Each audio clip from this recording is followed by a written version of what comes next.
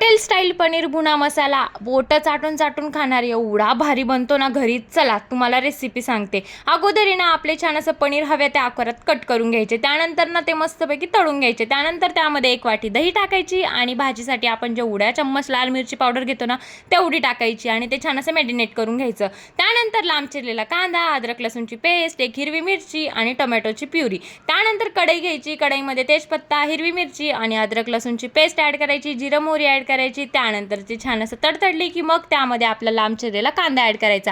वटाणे जर तुम्हाला आवडत असेल तर नक्की ॲड करा, नाही ॲड केले तरी चालेल. त्यानंतर त्यामध्ये 2 चम्मच कांदा लसूण मसाला, 2 चम्मच चिकन मसाला, त्यानंतर थोडीशी हळद आणि त्यानंतर ते छान असं लालसर झालं की मग त्यामध्ये टोमॅटो प्युरी ॲड करायची. त्यानंतर ना थंड पाणी टाकू नका, गरम पाणी ॲड करा, कारण की थंड पाण्याने भाजीची चव बिघडते. त्यानंतर त्यामध्ये कोथिंबीर ॲड करा.